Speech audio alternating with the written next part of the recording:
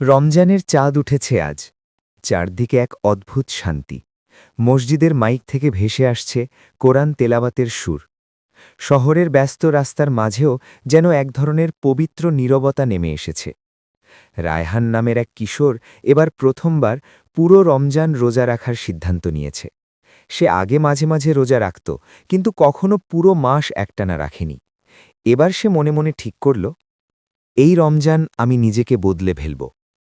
প্রথম রোজার দিন সকালে সেহরি খেয়ে সে খুব উৎসাহ নিয়ে রোজা শুরু করল, কিন্তু দুপুরের পর থেকেই কষ্ট শুরু হল।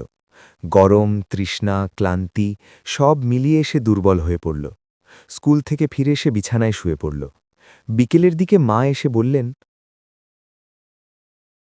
বাবা রায়হান, কষ্ট হচ্ছে বাবা? একটু ধৈর্য ধরো। রোজা শুধু না খাওয়া নয়, এটা আত্মাকে শক্ত করার সময়। ঠিক আছে মা, আমি এবার ৩০টা রোজাই রাখব, যত কষ্টই হোক না কেন। আমার কাজ শুধু চেষ্টা করা। তাওফিকের মালিক তো আল্লাহ, তিনিই আমাকে তাওফিক দিবেন। ইফতারের সময় ঘনিয়ে এলো।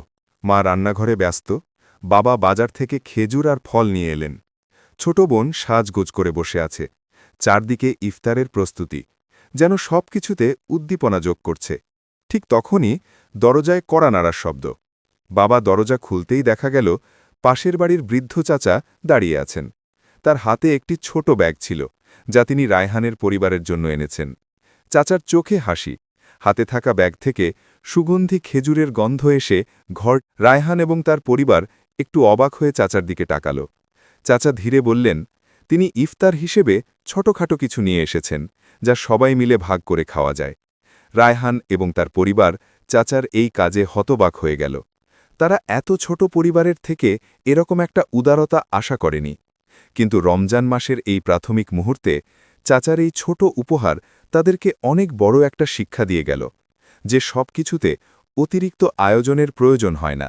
সমানভাবে ভাগ করে নেওয়ার মধ্যেই রয়েছে প্রকৃত শান্তি।